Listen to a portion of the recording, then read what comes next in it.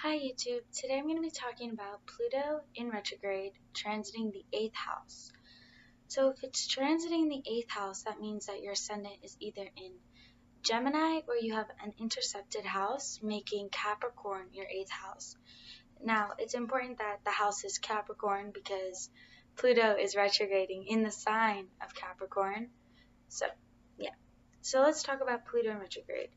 Pluto in retrograde is a time for readdressing issues and wounds. It's time to heal. It's time to pull out old roots so that we can replant new ones by time that Pluto goes direct, which will be early October of 2019.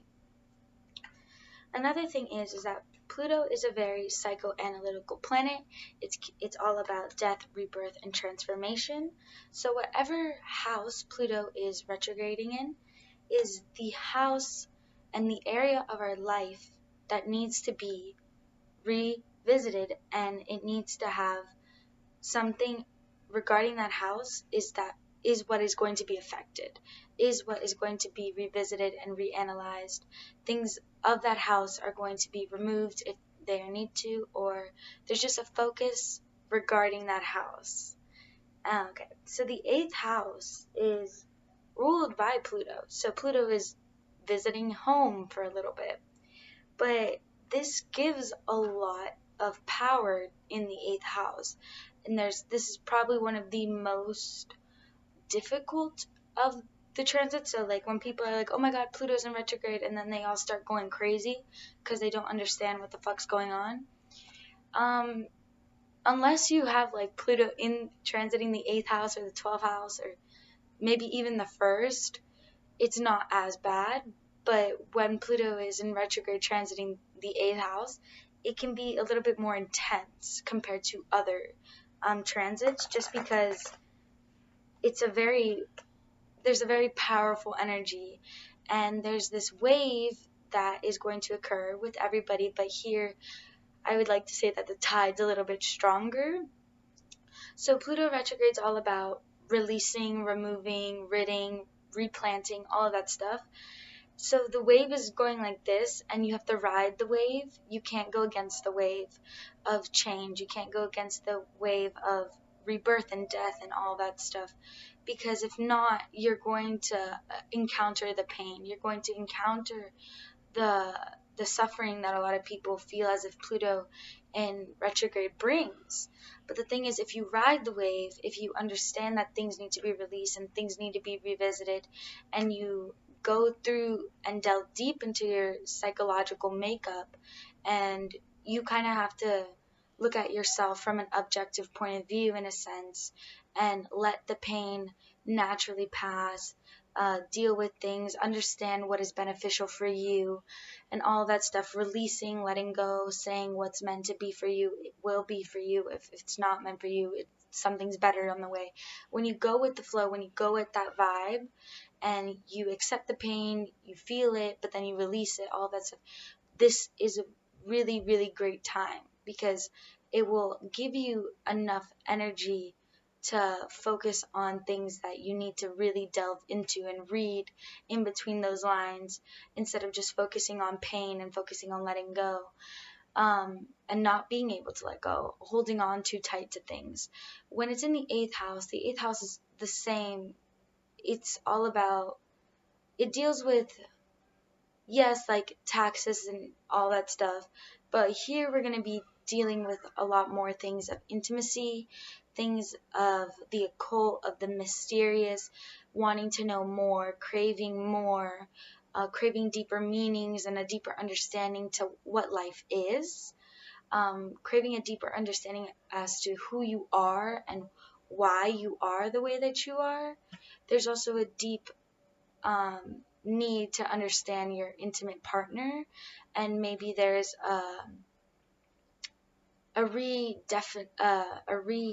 you might redefine what sex is to you and what it means when two souls come in contact in a sexual encounter, if you feel me.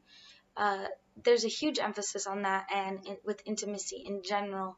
And if you're a Gemini ascendant, well, the thing is here, Gemini ascendants can be a little bit more flirtatious, maybe a little bit more outgoing. They can be a little bit more egotistical when it comes to knowing how attractive they are. You feel me? So intimacy could be this thing that comes and go for you guys. Like it's not something that you attach to. It's not something that you care very deeply about, or it's just something playful for a lot of Gemini ascendants. And that all depends on the placements that you have. So it's not just saying that. But that Gemini energy in general can be very flirtatious and playful and not take sex and intimacy too deeply or feel too deeply attached to it if they choose not to. Because also Capricorn is the planet of restriction and all that. So when you have that in the 8th house, feelings attached to sex, there may not be any, or there may just be a certain detachment to that that meaning or that importance and stuff like that. But now could be a time in this transit that you may feel a little bit of a deeper connection to sex or to your partner through sex, or it just, you may value like two souls connecting rather than, oh, it's just a hookup. You feel me? Or there may be a need to kind of understand that sex is more of an exchange of energy rather than just a physical thing. You feel me? So definitely look into all of that stuff regarding your intimate life. Look at what you really want in intimacy and what you really need in regards to an intimate partner. Probably a good time to get an STD check and all that stuff. Not saying that you guys will have anything, but just make sure you guys are good and clean, because sex rules this house and Pluto's all about discovering things. So you don't want to like have a lot of sex with random people and then find out that you have an STD or something down the line when Pluto goes direct. So just be very careful and cautious at this time, because it's all about learning lessons and also setting up boundaries in this time, understanding more of yourself also. So in regards to understanding more of yourself, what that means is you may be trying to understand deeper concepts of what life is, because this house rules death, and not necessarily the afterlife, but trying to understand the afterlife in a sense, if that makes sense. I don't know. But if a death occurs during this period, it's going to affect you very deeply. You may not fantasize death or romanticize death, but really try to grasp where we go when we die. I don't want to say that you guys won't romanticize death, but there's almost this vibe of daydreaming and being just like zoning out for a second and imagining something very morbid, or trying to understand the minds of murderers or the minds of serial killers and rapists and stuff like that. There's this eerie feeling around those gruesome things, those gruesome acts, and you can almost, there might be periods where you zone out and you're just like driving your car and you're just like, what if I just like, you're on a ramp and whatever and you're driving, you're like, you might think like, what if I just like kept driving off that ramp?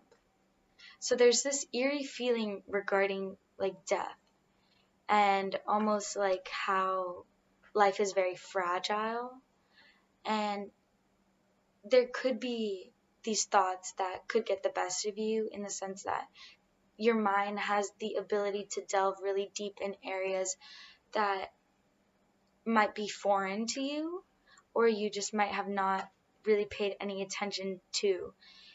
And because you might be questioning life and the reason and the meaning and how life began, how we are here in the first place, there might be a need to look into the occult or trying to find answers through some sort of spirituality.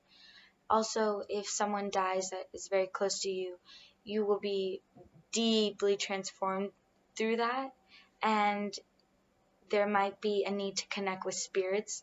If you guys have the power and the energy to try to connect with spiritual entities and stuff, if you guys are into witchcraft or heavy meditation regarding astral traveling and stuff like that, there's a very big possibility that you can get very deep into meditation and get very deep into, there's this zone that you have the ability to get into, and it's a very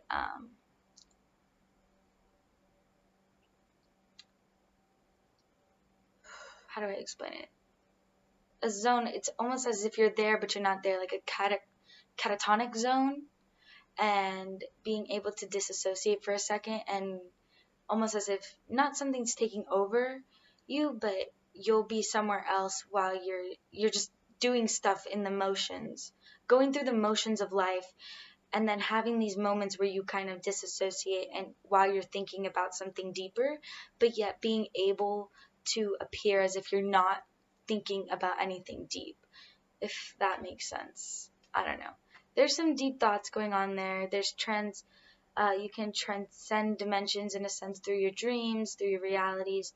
You might be wanting to have deeper connections with the people around you, and if you don't find them, that could cause you to isolate yourself a little bit. A lot of deep research may be done regarding things of the occult or like of astrology. You may be trying to understand some area of your life regarding intimacy, sex, marriage, the afterlife, who you are, the psyche. You may be looking very deep into old wounds and stuff like that, but it's very important just not to get too attached to old memories and stuff like that, because you'll get stuck in a different paradigm of the past, and that nostalgic feeling and those memories can get the best of you, and you may think like, oh, I'm this way because of an old relationship or abusive childhood, stuff like that. You may be thinking about how you've changed so much and what you want to change about your life. You could also be realizing behaviors that you do that you don't like, or behaviors that you did have. And it's actually a good time to change your negative behaviors as well. But the thing is, with attaching the definition of who you are to your past, a lot of people like to do this thing where it's like their past defines them, but just always remember that your past doesn't define who you are, and you define who you are. So if you want to let go of those wounds, you have a really great energy and a good time to let go of that stuff, and it's even more emphasized considering that Gemini season starts tomorrow. So you'll be like in your vibe, you'll be in your energy very soon in this upcoming month, and it's just a really great time to let go of things. Delving into the spiritual, trying to understand all sides of yourselves, trying to understand your multiple personalities that you can embody, why those kind of qualities come out in different social different social settings. Anything that happens, there's a great power to manifest anything that you want. You can manifest it, but you have to be careful of like what you say, what you do, who you tell, because it's almost like your own confidence will mess you up in a sense. Your own psychological thoughts and beliefs can stunt those manifestations at this time. So it's a great time to rewire your beliefs so that your thoughts can be rewired, and therefore your feelings will be rewired, and then your manifestations can come to you. Look into the law of attraction at this time as well. Be very kind to your body and to yourself. If you do encounter pain for whatever reason, it's very hard to talk about the 8th house and even the 12th house, because it's almost something so personal and it's so subjective that everybody's transit in the 8th house can be a little bit different, and there's a certain mystery that clogs the explanation to the 8th and the 12th house, for me at least, because it's almost like not being able to fully grasp the concept of things. And I definitely think that's a theme during this transit. It's like wanting to grasp it, wanting to understand it, but like not being able to. And that's something that's been going on for me. and then I like reach my tarot and like try to read it in order to understand it. So I definitely think that's a theme that might be going on in here. You are your own enemy, but you're also like your own supporter, and it's just like what thoughts you choose to fuel will bring your outcome in this time. Yeah, you have to go with the flow of things. Change more of your subconscious thoughts that hold you back. Focus on that, and you'll be fine. Meditate, you'll be able to communicate with different things and connect with your higher self in order to understand things a little bit better. Everything that you need to know is found within yourself, but you're not going to find it unless you kind of give yourself some free time and really, really get into that zone. And that zone actually may be found through working, because Capricorn is all about working and karma and lessons. There may be a lot of lessons about intimacy and love that you'll discover through maybe just working when you get into that catatonic state and you're like working, but you're thinking at the same time. Working is like a form of meditation, at least for me, but everybody's different. So I hope that was a good video. I definitely feel like it was a little vague, but it's hard to delve deep into this house, at least for me. Anyways, I'll see you guys in my next video.